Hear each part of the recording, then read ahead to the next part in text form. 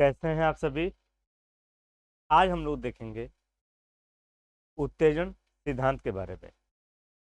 और ये जो हमारा चैनल है साइकोलॉजी वर्ल्ड, जैसा कि आप लोग देख रहे हैं साइकोलॉजी वर्ल्ड बाय एम के सर के द्वारा ये हमारा चैनल है।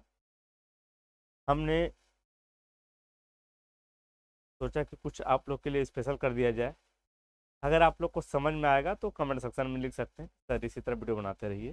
चलिए, तो हम लोग देखेंगे उत्तेजन सिद्धांत। अगर आप लोग यूनिट 7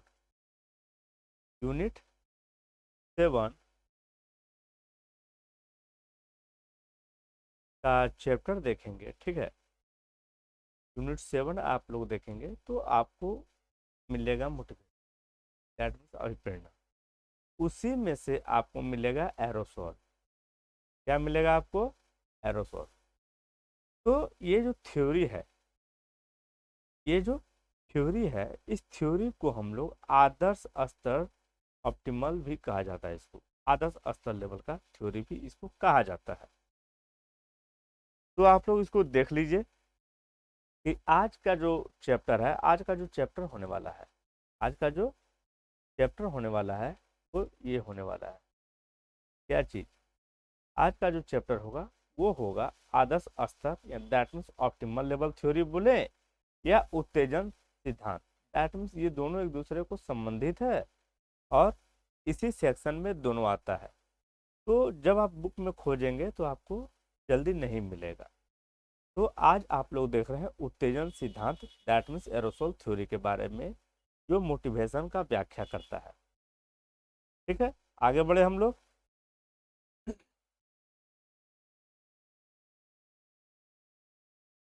इसके बाद सबसे पहले हम लोग क्या देखेंगे?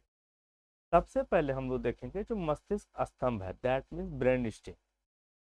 क्या है? Brain brain stem. तो ये जो ब्रेन स्ट्रीम है, ये ये जो ब्रेन स्ट्रीम है, आज हम लोग इसके बारे में चर्चा करेंगे। ठीक है, तो यहाँ पर देखिए क्या लिखा हुआ है कि उत्तेजन प्राणी का मस्तिष्क स्तंभ, यानी जो व्यक्ति उत्तेजित होता है, जो व्यक्ति उत्तेजित होता है उसका जो मस्तिष्क स्तंभ होता है, दैट मीन्स ब्रेन स्ट्रीम जो होता है, उसका रेटिकुलर फॉर्मेशन यहाँ पे देखिए आप लोग को मिलेगा, रेटिकुलर फॉर्मेशन। ठीक है, ये जो रेटिकुलर फॉर्मेशन की क्रियाशीलता के प्रति, ये जो रेटिकुलर फॉर्मेशन यहाँ से जो आप देख रहे हैं, इसकी क्रियाशीलता के प्रति समान अनुक्रिया की माप होती है। तो साफ साफ शब्दों में क्या कह सकते हैं कि उत्तेजन प्राणी का मस्तिष्क स्तंभ के रेटिकुलर फॉर्मेशन की क्रियाशीलता के प्रति सामान्य अनुक्रिया की माप होती है। ऐसा जनरल रिस्पॉन्स का क्या होता है? मेजरमेंट होता है, यानी माप होता है। फिर से, उत्तेजन प्राणी का मस्तिष्क स्तंभ के, उत्तेजन प्राणी का मस्तिष्क स्तंभ के रेटिकुलर फॉर्मेशन की क्रियाशीलता, इसकी जो क्रियाशीलता होती है, इसकी जो क्रियाशीलता होती है उसके प्रति समान अनुक्रिया की क्या होती है? माप होती है। ठीक है, अब देखिए यहाँ पे आ गया उत्तेजन के स्रोत, यानी उत्तेजन के जो स्रोत है उसके बारे में अब हम लोग चर्चा करेंगे कि उत्तेजन के क्या क्या स्रोत है। तो पहला वाला देखिए क्या लिखा हुआ है, तनावपूर्ण स्थिति। यहाँ पर देखिए एक, यहाँ पे हम लिख सकते थे तनावपूर्ण स्थिति। तो ये जो महिला है इसको किसी से लव हो गया है। क्या हो गया है? लव। और जब इसको लव हो गया है तो अब इसका वाला छोड़ के चला गया, इसको इसका बॉयफ्रेंड छोड़ के चला गया। तो इसकी जो मानसिक दशा हो गई वो क्या हो गई? टूट गया, इसको दिल थोड़ा टूट गया है इसका। ठीक है, जो रियल में टूटता नहीं है, अगर स्क्रैच करता होगा तो हमें नहीं पता। तो इसका जब दिल टूट गया तो इसको कहते हैं तनावपूर्ण स्थिति। यहाँ पे कोई व्यक्ति भी दे सकते हैं, ठीक है, जो तनावपूर्ण स्थिति में हो, तनावपूर्ण स्थिति में हो। तो तनावपूर्ण परिस्थितियों के, समझिएगा आप लोग बात को, तनावपूर्ण परिस्थितियों के आपातकालीन प्रतिक्रिया, आपातकालीन प्रतिक्रिया, आपातकालीन प्रतिक्रिया दैट मीन्स इमरजेंसी रिएक्शन। तनावपूर्ण परिस्थिति, ये क्या हो गया, परिस्थिति कैसा है, तनावपूर्ण है, ठीक है। तो यह जो तनावपूर्ण परिस्थिति है, तो इस तनावपूर्ण परिस्थिति के आपातकालीन प्रतिक्रिया के संप्रदाय, इसका जो कॉन्सेप्ट होता है क्या होता है, संप्रदाय होता है, क्या उत्पन्न होने से है, क्या होने से है, उत्पन्न होने से बतलाया गया है, समझाया गया है, और हमने आपको दिखलाया है, ठीक है। यानी जब तनावपूर्ण परिस्थिति किसी का होता है, तो उसके प्रति जब आपातकालीन प्रतिक्रिया हम लोग करते हैं, तो उस संप्रदाय का उत्पन्न होना ही बतलाया गया है उत्तेजन का स्रोत। तो ये पहला था, फर्स्ट नंबर, ये क्या था, पहला था। समझ में आ रहा होगा आप लोग को, ठीक है। इसके बाद हम लोग क्या देखेंगे, इस क्षेत्र में क्या होता है पता है आप लोग को। इस क्षेत्र में जब ज्यादा अध्ययन हुआ, मान लीजिए कि आपको ना किसी से क्रोध हो गया, या किसी से आप डर गए, क्रोध दैट मीन्स रेज, और डर गए दैट मीन्स फियर। अगर आप डर जाते हैं, तो वैसा खतरनाक परिस्थिति में 4 गुंडा आपको घेर लिया है, तो आप डर गए, ऑटोमेटिक है कि डर जाइएगा। जब आप डर जाइएगा, तो वैसी खतरनाक परिस्थिति का जब सामना होता है, तो उस समय जो क्रिया करने का जो उत्तेजित करता है ना, तो उसी प्रतिक्रिया को, वही शारीरिक परिवर्तन जो होता है, उसी से संबंधित है ये परिस्थिति, तनावपूर्ण परिस्थिति। यानी एक तनावपूर्ण परिस्थिति में आपका जो शारीरिक क्रिया करने का जो देता है, जो स्रोत है, तो इसी से प्राप्त होता है। तो पहला क्या हो गया, तनावपूर्ण परिस्थिति, ठीक है। दूसरा में देखिए ये क्या है, एक व्यक्ति है, एक व्यक्ति है और इसका दिमाग में कुछ चल रहा है, देख रहे हैं आप लोग, एक्टिव है इसका माइंड अभी, ठीक है।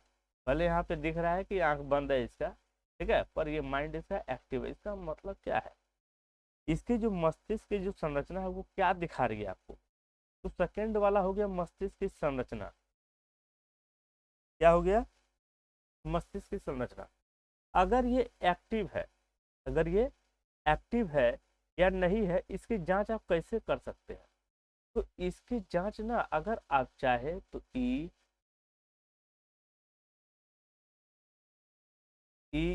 और जी, इलेक्ट्रोएन्सेफेलोग्राम के द्वारा इसको क्या कर सकते हैं, आप जांच कर सकते हैं। तो इसके द्वारा ईईजी के द्वारा इसका क्या किया जा सकता है, जांच। ईजी के द्वारा क्या किया जा सकता है, जांच। और जांच करके ये बता सकते हैं हम लोग कि इसका दिमाग में कोई बात से अगर ये एक्टिव हो जाता है, तो उत्तेजन का मतलब स्रोत का हम लोग को पता चल जाता है। अब थोड़ा सा नीचे देखिएगा आप लोग, यहाँ पर क्या लिखा हुआ है,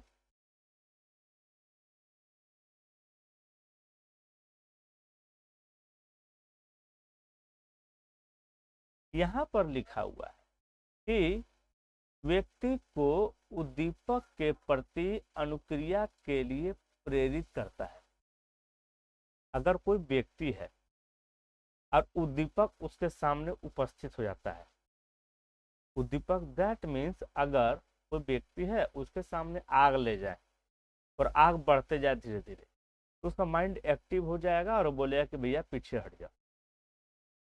क्या बोलेगा, तुम पीछे हट जाओ। अब वो जो पीछे हटना हुआ, वही हुआ अनुक्रिया, वही हुआ रिस्पॉन्स। क्या हो गया, रिस्पॉन्स। यानी जो कोई पर्सन है और कोई स्टिमुलस मिलता है उसको, दैट मीन्स उद्दीपक मिलता है उसको, और उसके प्रति वो रिस्पॉन्स करता है, तो ये उस समय उपस्थित हो जाती है उत्तेजना। उस समय क्या उपस्थित हो जाती है, उत्तेजना, दैट मीन्स एरोसोल, ठीक है। थर्ड नंबर में चलते हैं हम लोग। थर्ड नंबर में क्या दिया गया है, इसमें ना निष्पादन को देखिए, ये जो दिखाया गया है, ये निष्पादन को दिखा रहा है कि इसका परफॉर्मेंस बढ़ रहा है, इसका परफॉर्मेंस क्या हो रहा है, बढ़ रहा है, ऐसा दिखाया जा रहा है इसमें। और यह किससे संबंधित है, अभिप्रेरण से। अगर मोटिवेशन आपके पास है, अगर मोटिवेशन आपके पास है तो आपका जो निष्पादन है, आपका जो परफॉर्मेंस वो बढ़ेगा। अगर आपके पास अभिप्रेरण है ये नहीं है, मोटिवेशन है ये नहीं है, तो ये निष्पादन क्या हो जाएगा, धीरे धीरे घटेगा, हास होगा, लॉस होगा, हानि होगा। परफॉर्मेंस, क्या चीज, परफॉर्मेंस। यहाँ परफॉर्मेंस का हम लोग बात कर रहे हैं, यानी निष्पादन का बात कर रहे हैं। क्लियर हो गया। तो निष्पादन से संबंधित क्या है कि अभिप्रेरण स्तर से संबंधित किया गया है। तो अभिप्रेरण अगर होता है तो उससे भी उत्तेजना का पता चलता है, उत्तेजना होती है। और जब उत्तेजना होगा तो हमारा काम बढ़ेगा। क्या होगा, हमारा काम बढ़ेगा। यह जो सिद्धांत है यह विरोधी प्रक्रिया सिद्धांत के समान है। थोड़ा सा इसके बारे में हम चर्चा करेंगे नेक्स्ट वाले में। ये वाला समझ गए आप लोग टोटल, ठीक है। इसके बाद हम लोग देखते हैं उत्तेजना के सिद्धांत के बारे में। इसके बारे में देखेंगे तो उत्तेजना के सिद्धांत, दैट मींस एरोसोल थ्योरी। ठीक है। उत्तेजन सिद्धांत, एरोसोल थ्योरी भी विरोधी प्रक्रिया सिद्धांत, कौन प्रक्रिया, विरोधी प्रक्रिया सिद्धांत, that means opponent process theory. यानी जो उत्तेजन सिद्धांत है, यानी जो उत्तेजन सिद्धांत है, एरोसोल जो थ्योरी है, ये भी जो है यानी उत्तेजन सिद्धांत और विरोधी प्रक्रिया दोनों समझिए ना। जिस तरह विरोधी प्रक्रिया सिद्धांत के समान सुखवादी नियमों पर आधारित है, तो ये आप इसे क्या समझे कि उत्तेजन सिद्धांत भी विरोधी प्रक्रिया सिद्धांत के समान, जिस विरोधी प्रक्रिया सिद्धांत सुखवादी नियमों पर आधारित है, that means hedonistic, hedonistic, hedonistic principles पर आधारित है। कौन, विरोधी प्रक्रिया, दैट मीन्स ओपोनेंट प्रोसेस जो है वो हेडोनिस्टिक प्रिंसिपल्स पर आधारित है। उसी तरह उत्तेजन सिद्धांत भी, इस तरह उत्तेजन सिद्धांत भी हेडोनिस्टिक प्रिंसिपल पर आधारित है, यानी सुखवादी नियम पर आधारित है। तो आपको दो चीज पता चल गया कि विरोधी प्रक्रिया सिद्धांत जो है वह सुखवादी नियमों के समान है, और उत्तेजन सिद्धांत भी जो है वो सुखवादी नियम के समान है, यानी उसी पर आधारित है। इतना तो आपका कॉन्सेप्ट आ ही गया होगा उत्तेजन सिद्धांत के बारे में, ये सुखवादी नियम पर आधारित है। क्लियर हो गया, बढ़े आगे। ठीक है। ये देखिए आदर्श स्रोत, मतलब आदर्श स्तर के बारे में बताया गया है, दैट मीन्स ऑप्टिमल लेवल। आपने सबसे पहले पढ़ा ऑप्टिमल लेवल के बारे में पढ़ा और एरोसोल के बारे में पढ़ा। तो ऑप्टिमल लेवल क्या होता है और उससे उत्तेजना का क्या संबंध है, थोड़ा सा देखना होगा आप लोग को। तो सबसे पहले ये देखिए, ये व्यक्ति को देख लीजिए आप, देख लिया इस पर्सन को, ठीक है, देख लिया आपने। तो व्यक्ति का, किसका, व्यक्ति का, व्यक्ति का क्रियाशीलता या सचेतता, क्रियाशीलता यानी कितना एक्टिव है, और सचेतता that means aerosol, that means उत्तेजना। ठीक है। क्रियाशीलता दैट मीन्स एक्टिव, सचेतता दैट मीन्स एरोसोल बोले या उत्तेजना का एक निश्चित स्तर होता है किसी व्यक्ति का। तो क्या चीज, उसको क्या कहते हैं, यानी किसी व्यक्ति का क्रियाशीलता या सचेतता दैट मीन्स एरोसोल का एक जो निश्चित स्तर होता है, उसी को कहते हैं आदर्श स्तर। उसको क्या कहते हैं, आदर्श स्तर कहा जाता है उसको। ठीक है, फिर से एक बार समझ लीजिए, यानी किसी व्यक्ति का, किसी व्यक्ति का क्रियाशीलता या सचेतता का एक निश्चित जो स्तर होता है उसे कहते हैं आदर्श स्तर।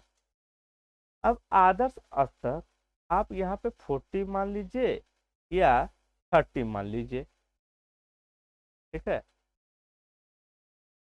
अब यहाँ पर इसको क्या कीजिए, 40 आदर्श स्तर मान लेते हैं या 35, दोनों में से आपको जो इच्छा है मान लीजिए।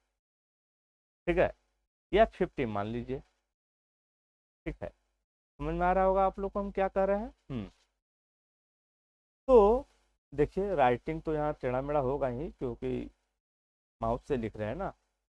तो यहाँ जो आदर्श स्तर है यानी ऑप्टिमल लेवल है, उसके बारे में हम लोग समझ रहे हैं कि किसी व्यक्ति की क्रियाशीलता या सचेतता का एक निश्चित स्तर होता है। अब स्तर हम 40 मान लें या 35 मान लें या 50 मान लें, ये जानना आपको अत्यावश्यक है।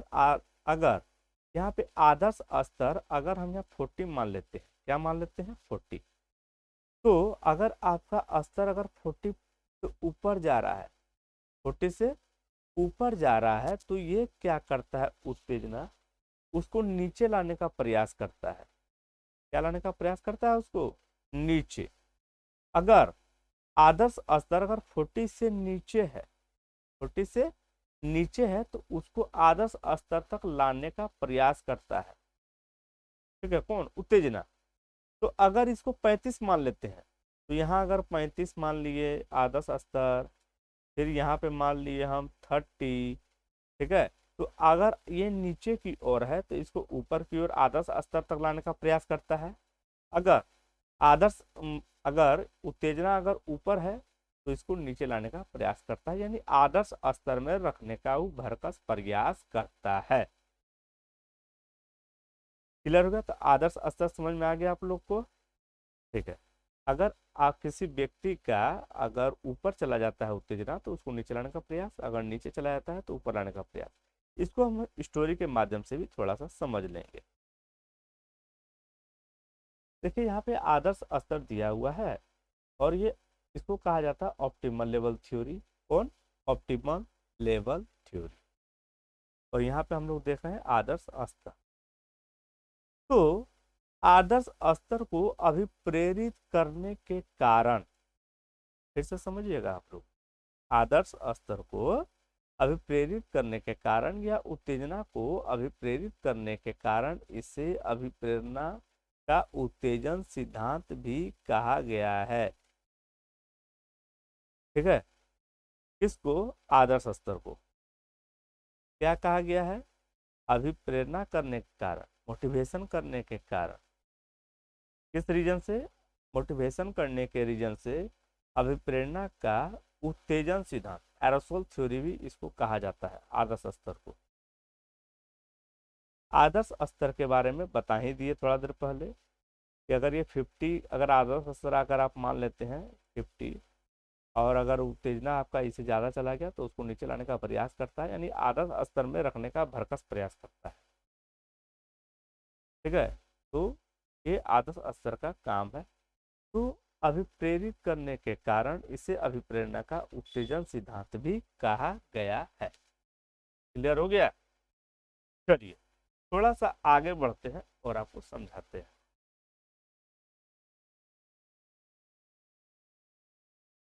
यहाँ पर आप देखेंगे कि जो आदर्श स्तर जो सिद्धांत दिया था, उनमें किसकी किसकी सहभागिता है, ये तो देखना ही पड़ेगा आपको, किसकी किसकी सहभागिता है इसमें। तो यहाँ पर देखेंगे सबसे पहले चला गया फिस्के एंड मेडी, यानी आदर्श स्तर का जो हमने सिद्धांत बताया अभी, जो आप समझे हो उसको, तो सबसे पहले उसको, सबसे पहले आप तो नहीं कह सकते हैं, लेकिन हाँ ये कह सकते हैं कि 1961 में फिस्के एंड मेडी ने 1961 में फिस्के एंड मेडी ने 1961 में आदर्श स्तर के बारे में बताया। अगर वहां पर एग्जाम में यूसी नेट का जो एग्जाम होता है, इसका यूसी नेट का जो एग्जाम होता है, उसमें अगर आप जाएंगे तो उसमें से ये आपको मतलब 5 दे देगा, उसमें से एक वो नहीं रहेगा, इनमें से एक नहीं रहेगा, और बोलेगा चयन कीजिए किसने किसने आदर्श स्तर के बारे में बताया था। तो अब क्या करेंगे? इसीलिए आपको नाम जानना अति आवश्यक है। तो यहाँ पर देखेंगे फिस्के और मेडी, डेट तो अभी उतना मेंशन नहीं करता है, लेकिन फिर भी आप याद रख लेंगे तो अच्छी बात होगी।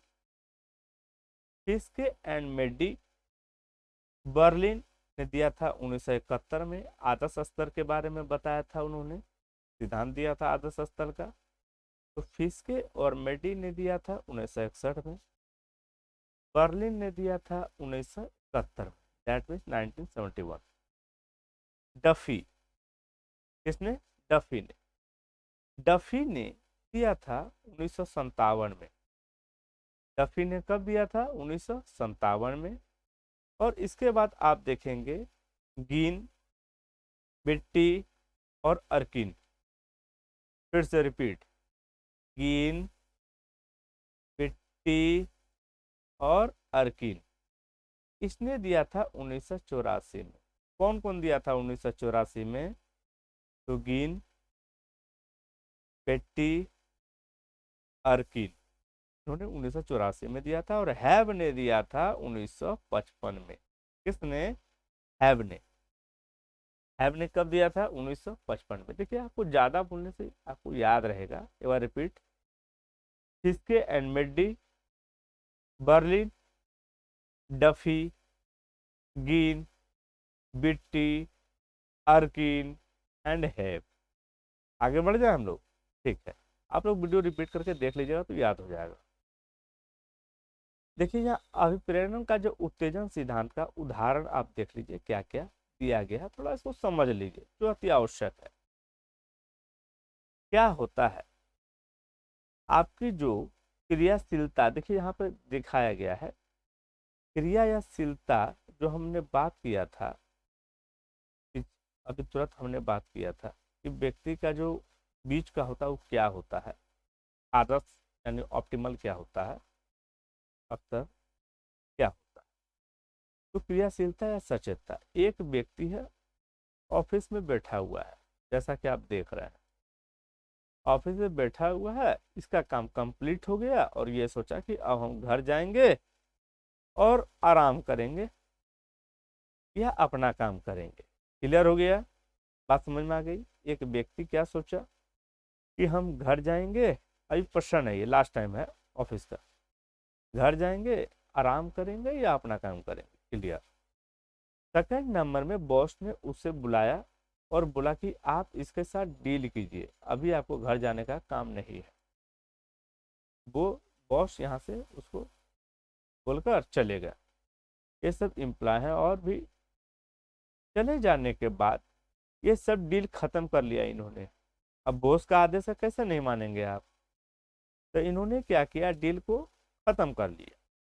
जब डील को इन्होंने खत्म कर लिया तो ऑफिस का आवर समाप्त हो गया।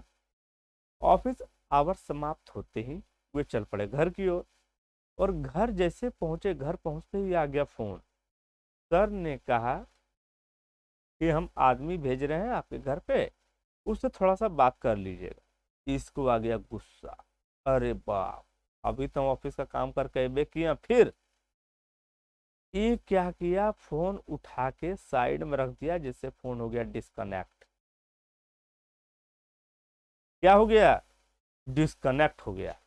दूसरा नंबर, ये जो घर है, घर का जो गेट है इसको कर दिया लॉक ही, कि कोई अंदर नहीं आ पाए। और बोल दिया अपना सर्वेंट को, अपना स्टाफ को, अपना गार्ड को कि बोल देना कि घर पे मालिक नहीं है, घर पे मालिक नहीं है, बोल देना। बोला ठीक है सर। इसके बाद आप यहाँ से यहाँ तक का कहानी समझ गए। इससे क्या हो गया, ये जो व्यक्ति है, यहाँ पे एक नंबर में देखिए आप, ये जो व्यक्ति है इसका क्रियाशीलता या सचेतता, दैट मीन्स एरोसोल जो है वो कम हो जाता है। यहाँ देखिए घटते क्रम में है ये। क्यों? क्योंकि इस सब काम खत्म करके इसके पास अपना भी काम था, और वो काम यह कैसे करेगा बताइए आप लोग। सारा टाइम तो उधर चला गया, उत्तेजना इसका कम हो गया, क्रियाशीलता इसका कम हो गया, यानी सचेतता इसका कम हो गया, यानी एरोसोल इसका कम हो गया। जब कम हो गया तो ये इसी का स्टोरी जो अभी हम बताएं कि सचेतता या क्रियाशीलता कम होने का कारण क्या है, कि व्यक्ति अपना काम छोड़कर किसी और के लिए भी जब काम करने लगता है तो क्या हो जाता है, उसकी क्रियाशीलता यानी सचेतता कम हो जाती है, उत्तेजना इसकी कम हो जाती है। बात समझ में आ गया आप लोग को? एक और स्टोरी देखिए, ये जिस तरह कम होने का स्टोरी है तो ज्यादा होने का भी स्टोरी होना चाहिए। होना चाहिए कि नहीं होना चाहिए? होना चाहिए। तो ये देखिए, एक लड़की है, ठीक है, ये बिछावन से सो के उठी। आज संडे का दिन था इसका। कौन सा डे? संडे। सोचिए हम क्या करें, अब हम क्या करें। आज तो हमको कोई काम है नहीं, ठीक है, मम्मी लोग भी इसकी नहीं है घर में, अब करे तो करे क्या। तो ये क्या करती है, अपने दोस्त को फोन करती है। यहाँ पर इसका जो सचेतता है, जो क्रियाशीलता है, वो क्या हो रहती है, कम रहती है। यहाँ पे इसका क्रियाशीलता यानी सचेतता जो है इसका कम है। तभी उठी, नहा धोआ के फ्रेश हुई और लगा दिया अपने फ्रेंड को फोन, और बोला आ जाओ घर पे, आज हम लोग पार्टी करते हैं। फोन कर दी अपने फ्रेंड को कि आ जा। इसके बाद फ्रेंड लोग जो है घर पे आई और पार्टी करना शुरू, क्या कर दी, पार्टी करना शुरू। तो इस समय जो इसकी क्रियाशीलता है, जो एक्टिविटी है, वो क्या हो जाता है, बढ़ जाता है। सचेतता क्या हो जाती है, बढ़ जाती है। उत्तेजना क्या हो जाती है, बढ़ जाती है। एरोसोल क्या हो जाती है, बढ़ जाती है। लेकिन जब ये अकेली थी, ठीक है, तो इसकी क्रियाशीलता और सचेतता कम था। लेकिन जब फ्रेंड लोग को बुला ली तो इसका क्रियाशीलता बढ़ गया। यानी जो आदर्श स्तर हम बताए थे कुछ देर पहले, आदर्श स्तर, तो इसके अगर ऊपर रहता है जो पहले था, तो उसको नीचे किया जा सकता है। और अगर ये कोई नीचे है, आदर्श स्तर जैसे यहाँ पे है, नीचे है, तो इसको ऊपर किया जा सकता है। ठीक है, बात समझ में आ गया आप लोग को। अब बढ़ते हम लोग आगे। अभिप्रेरण का उत्तेजन सिद्धांत, मोटिवेशन का ये जो सिद्धांत है, उत्तेजन एरोसोल थ्योरी, किसका है, अभिप्रेरणा का ही तो है। ठीक है, तो उस उत्तेजन सिद्धांत के बारे में एंडरसन का क्या विचार था। ठीक है, समझ रहे आप लोग। तो अभिप्रेरण का, किसका, अभिप्रेरण का जो उत्तेजन सिद्धांत है, डैशमिंट एरोसोल जो थ्योरी है, जो थ्योरी है, उसमें एंडरसन का क्या विचार है, क्या सोचते हैं वो इसके बारे में, तो हम लोग इसका चर्चा करेंगे। अभिप्रेरण का उत्तेजन सिद्धांत, अभिप्रेरण का उत्तेजन सिद्धांत, दैट मीन्स एरोसोल थ्योरी को कई अध्ययनों से अप्रत्यक्ष रूप से, डायरेक्ट नहीं, इनडायरेक्ट समर्थन प्राप्त है। ये किसका कहना था, तो ये एंडरसन का कहना था। क्या कहना था कि अभिप्रेरण का उत्तेजन सिद्धांत, अगर यहाँ अभिप्रेरण हटा भी दे तो कोई बात नहीं है, तो हम लोग बोलेंगे उत्तेजन सिद्धांत को क्या प्राप्त है, अप्रत्यक्ष रूप से समर्थन प्राप्त है, अध्ययनों से, कई अध्ययनों से। क्लियर हो गया बात, ठीक है। सेकंड नंबर में देखते हैं हम लोग। इसमें देखिए, उत्तेजना साधारण होने पर व्यक्ति का निष्पादन उत्तम होता है। देखिए यहाँ पे समझने वाली बात है कि एंडरसन का क्या विचार था कि अगर आप में उत्तेजना नॉर्मल है, जनरल है, साधारण है, ठीक है, तो होने पर व्यक्ति का निष्पादन क्या होता है, उत्तम होता है। ये सब याद रखने वाली बात है, क्योंकि इस पर आलोचना भी बाद में हम लोग करेंगे। ठीक है, चर्चा करेंगे उस पर। तो ये समझ गया, आ गया कि एंडरसन ने कहा कि उत्तेजन साधारण होने पर व्यक्ति का निष्पादन उत्तम होता है। अब हम लोग आगे बढ़ते हैं, यानी इसमें इन्होंने फिर कहा, मतलब अपना विचार और भी तो रखा कि उत्तेजना अधिक या कम होने पर, लेकिन अगर उत्तेजना अगर क्या है, ज्यादा है या कम होने पर, तो व्यक्ति का निष्पादन क्या हो जाता है, खराब। क्या हो जाता है, व्यक्ति का निष्पादन खराब हो जाता है। अच्छा, ये जो साधारण का यूज किया गया है, ये किसके लिए, तो अभी हम लोग जो पढ़े थे ऑप्टिमल, क्या पढ़े थे, ऑप्टिमल, लोग समझ रहे होंगे, आदर्श स्तर जो हमने पढ़ा था। ठीक है, ऐसे होगा, ठीक है। तो ऑप्टिमल जो हम लोग पढ़े थे, यानी आदर्श स्तर पढ़े थे, अगर वो अगर साधारण रहता है, जनरल रहता है, तो निष्पादन अच्छा होता है। लेकिन अगर उत्तेजना अधिक या कम है, उत्तेजना अधिक है या कम है, तब व्यक्ति का परफॉर्मेंस क्या हो जाएगा, खराब। क्या हो जाएगा, खराब। ये एंडरसन का कहना था। अब हम लोग बढ़ेंगे आगे, ठीक है। अब यहाँ पर गौर करने वाली बात है कि अभिप्रेरण का जो उत्तेजन सिद्धांत है, उसमें विनर ने क्या कहा 1989 में। देखिए वो जो पढ़े थे वो पढ़ दिए हम एंडरसन के बारे में, अब हम लोग पढ़ेंगे विनर के बारे में कि विनर का क्या विचार था। किसका? विनर का। यहाँ पर आप लोग देखिए, आप लोग किसके बारे में पढ़े तो एंडरसन के बारे में। किसके बारे में? एंडरसन के बारे में। और अब हम लोग जो पढ़ेंगे वे पढ़ेंगे विनर के बारे में, इनका क्या विचार था। तो इनका विचार हम लोग देखेंगे।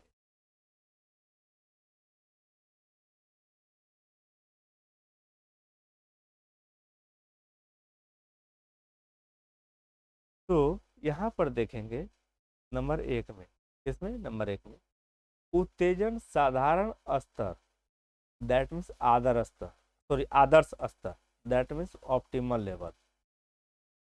यहाँ पर देखिए साधारण स्तर बोले, आदर्श स्तर बोले, ऑप्टिमल लेवल बोले, ये सब एक ही है। हमने अलग अलग रूप में दे रखा है ताकि आपको समझ में आए। ठीक है, कहीं साधारण का बात किए सर, कहीं आदर्श का बात किए सर, कहीं ऑप्टिमल का बात किए सर, तो ये तीनों एक ही है। ठीक है, साइकोलॉजी वर्ल्ड हमने इसलिए इसका नाम रखा है क्योंकि हमारा फोकस कॉन्सेप्ट सब साइकोलॉजी है। हम यूसी नेट के बारे में ही वीडियो डालते हैं, 98% लगभग वीडियो। ये परसेंटेज की मात्रा कम बेसी हो सकती है, कई वीडियो मैंने अपना भी डाल रखा है इसीलिए। उत्तेजन साधारण स्तर या आदर्श स्तर पर रहने पर कार्य निष्पादन जो होता है 40% था। परफॉर्मेंस कितना था? 40%। यह बात कहा विनर ने। किसने कहा? विनर ने कहा। कब कहा? 1989 में। ठीक है, जब जनरल रहता है तब। लेकिन जब उत्तेजन का स्तर जब बहुत अधिक हो गया, यहाँ पर तो हुआ लिखा गया है, जबकि अ में आकर आ होगा, हुआ। ठीक है। तो यहाँ पर आप देखेंगे कि तो कार्य निष्पादन ना घट जाता है। क्या हो जाता है? घट जाता है। और घटकर कितना परसेंट हो गया? 12%। जब उत्तेजना अधिक था तब। लेकिन जब उत्तेजना कम हो गया, कितना हुआ? कम हुआ। कम हुआ और मैं आकर हुआ यहाँ भी, जब कम हुआ तो निष्पादन यहाँ भी घटा और कितना हो गया? 5 से 10% के बीच में। कितना परसेंट? 5 से 10%। तो इन्होंने भी क्या कहा कि आदर्श स्तर पर रहने पर मान के चलिए तो यह लगभग उत्तेजना सही होता है। क्या होता है? सही होता है। ठीक है, आगे बढ़े। ठीक है, इसके बाद देखिए यहाँ पर स्तर हम दिखाए हैं, ये बहुत ही इंपॉर्टेंट चीज है आपके लिए, समझना अति आवश्यक है। यहाँ पर आप देखेंगे क्या लिखे हैं? उत्तेजन स्तर तथा निष्पादन में संबंध। उत्तेजन स्तर और निष्पादन में संबंध का चर्चा यहाँ पे हम लोग करेंगे। तो उत्तेजना देखिए यहाँ पे जब बहुत निम्न था तो उसका जो परफॉर्मेंस था ऐसा था, जब थोड़ा बढ़ा तो उसका परफॉर्मेंस यहाँ हुआ, साधारण जब गए तो उसका परफॉर्मेंस यहाँ हुआ। तो ये साधारण के दोनों बीच का स्तर है। जब उत्तेजना का स्तर जब साधारण है, जनरल है, नॉर्मल है, आदर्श है, ऑप्टिमल है, ठीक है, तब यहाँ साधारण स्तर ऊंचा है। क्या है? ऊंचा है। लेकिन निम्न होने पर परफॉर्मेंस घट गया, उच्च होने पर परफॉर्मेंस घट गया, बहुत उच्च होने पर भी परफॉर्मेंस घट गया। समझ में आ रहा है आप लोग को? तो जब साधारण स्तर की जब उत्तेजना होती है, एरोसोल होता है, सचेतता होती है, क्रियाशीलता होती है, तब परफॉर्मेंस बढ़िया हो गया। इसी को इसी को मतलब इसी को हमने क्या किया है, नेक्स्ट में बना रखा है। और उसमें देखिए 1908 में, कब? 1908 में पहली बार ने याकर्स एंड डॉटसन ने, पहली बार, फर्स्ट टाइम 1908 में याकर्स एंड डॉटसन ने इसके बारे में चर्चा किया था।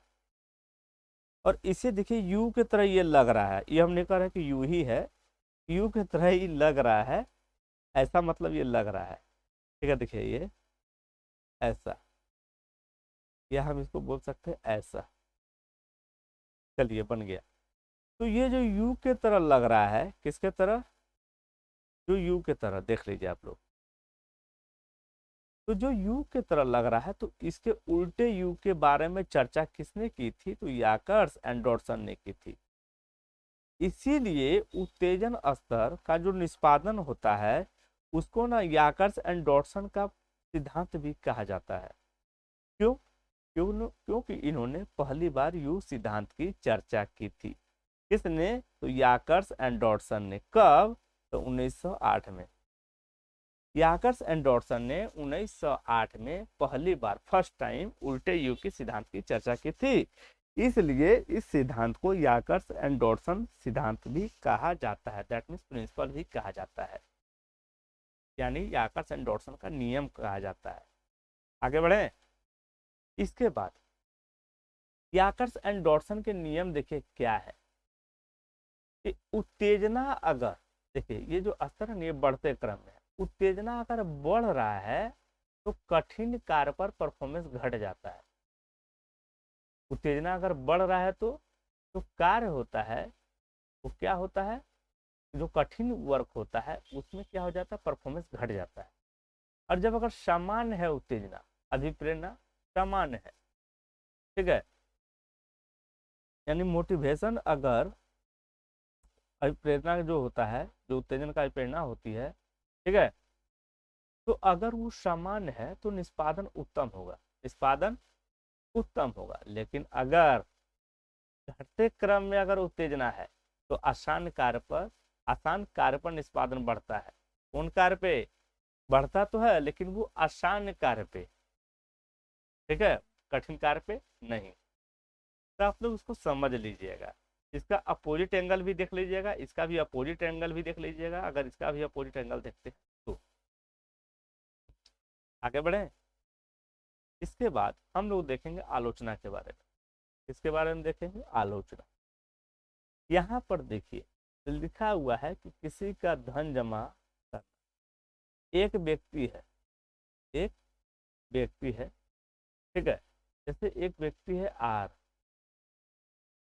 इन्होंने क्या किया, पैसा जमा करना शुरू किया, कमाना शुरू किया, अर्निंग शुरू किया। इसके पास इतना टका पर्याप्त हो गया कि वो कोई कार्य कर सकता है, कोई कार्य कर सकता है। किंतु अगर वो इस पे रुक जाता ना, तब हम जान जाते कि ये जो आप सिद्धांत दे रहे हैं, आदर्श सिद्धांत, ये ठीक है। तो आदर्श को सिद्धांत तक लाने का प्रयास करता है, लेकिन यहाँ पर उत्तेजना और इसका बढ़ जाता है कि अरे अभी इतना हुआ है, रुको, हम इतना टका जमा करेंगे। जब ये भी टका जमा कर लेता है, बोला अरे अब तो और हमको चाहिए इतना टका, तो यहाँ तो उत्तेजना बढ़ रहा है। यहाँ पे तो आदर्श पर लाने का कोई सवाल पैदा नहीं होता है, होता है क्या? नहीं। तो ये क्या करता है, तो यहाँ पर ये बता दिया कि उत्तेजना कम नहीं होती है, वो बढ़ती जाती है। आदर्श पर लाने का आदमी का प्रयास गलत है। आदर्श पर लाने का जो प्रयास आप बता रहे हैं वो क्या हो जाता है, वो गलत हो जाता है। साफ साफ शब्दों में अगर हम कह सकते हैं, ठीक है, कि व्यक्ति का जब आदर्श स्तर का जब पता आप बोल रहे हैं, ठीक है, उसके बारे में भी चर्चा करेंगे हम लोग। कि ये वाला पहला वाला समझे आप लोग कि आदर्श स्तर कुछ नहीं होता है। आदर्श स्तर कुछ नहीं होता है। एक व्यक्ति पैसा जमा कर लिया फिर और जमा करेगा, बढ़ गया और बढ़ गया, काहे घटाएंगे रे भाई, तो पैसा बढ़ रहा तो बढ़ने दो। अब देख नीस के बारे में 1990 में क्या कहा, आलोचना क्या किया, उन्होंने कहा कि उत्तेजन कभी शुद्ध स्तर का चर नहीं है। दैट मीन्स उत्तेजना जो होती है वो कभी शुद्ध स्तर का चर नहीं है, प्योर नहीं है उत्तेजना, यानी उत्तेजन जो है वो प्योर नहीं होता है। यह किसके द्वारा कहा गया, तो यह नीस के द्वारा कहा गया। क्यों ऐसा कहा गया, उसका भी तो कारण होगा। किसी व्यक्ति को दैहिक रूप से उत्तेजित करने पर, अगर फिजिकल, अगर शारीरिक रूप से अगर किसी व्यक्ति को हम उत्तेजित कर देते हैं, क्या कर देते हैं, उत्तेजित कर देते हैं किसी व्यक्ति को, तो उसके संवेग और संज्ञान दोनों में परिवर्तन हो जाता है। और यही संज्ञान और मतलब संवेग और संज्ञान परिवर्तन करके निष्पादन में ही परिवर्तन ले आता है। तो परिवर्तन का कारण हम उत्तेजन कैसे मान ले, उत्तेजन कैसे मान ले परिवर्तन का कारण, जबकि यहाँ पे तो संवेग और संज्ञान है। समझ में आ रहा है? तो परिवर्तन का कारण यहाँ उत्तेजना को माना जा रहा था इस सिद्धांत में जो अभी हम लोग पढ़े, ठीक है। लेकिन यहाँ पर हम लोग देख रहे हैं कि संवेग और संज्ञान जो होता है किसी फिजिकल यानी शारीरिक रूप से, दैहिक रूप से किसी व्यक्ति को अगर उत्तेजित कर देते हैं, कोई वस्तु दिखा देते हैं, ठीक है, जब वो उत्तेजित हो जाता है तो संवेग और संज्ञान भी क्या हो जाता है, परिवर्तन होता है संज्ञान में और संवेग में भी। जब इसमें परिवर्तन हुआ तो परफॉर्मेंस दैट मीन निष्पादन में ही परिवर्तन हो जाता है। और जब निष्पादन में परिवर्तन हो जाएगा तब कैसे मान लेंगे कि उत्तेजना जो होती है उसी के कारण परिवर्तन होता है, ठीक है। अब देखिए जुकरमैन ने क्या कहा। जुकरमैन ने कहा, यहाँ ने की जगह के लिखा गया। जुकरमैन ने कहा, क्या कहा जुकरमैन ने कि आदर्श स्तर का ज्ञान निश्चित कैसे हुआ। के किया था इसको, क्या नाम है उसका, आदर्श स्तर इतना ही 50 ही होना चाहिए, ये बात के बोला, क्योंकि सब व्यक्ति के लिए अलग अलग आदर्श स्तर हो सकता है, किसी के लिए 30, किसी के लिए 40, किसी के लिए 50। तो फिर आप कैसे कह सकते हैं कि आदर्श स्तर जो है वो कितना होना चाहिए, 40 होना चाहिए। कितना होना चाहिए आदर्श स्तर, 40 होना चाहिए या 30 होना चाहिए या 35 होना चाहिए, ठीक है। तो आप इसको कैसे मान लेंगे हम, तो यहाँ पर भी आलोचना जुकरमैन ने की। अगर आपको इसी तरह वीडियो चाहिए तो आप कमेंट सेक्शन में लिख दीजिएगा सर इसी तरह वीडियो दिया कीजिए, वरना बोर्ड पे पढ़ाना स्टार्ट कर दें, ठीक है। मिलते हैं नेक्स्ट वीडियो में।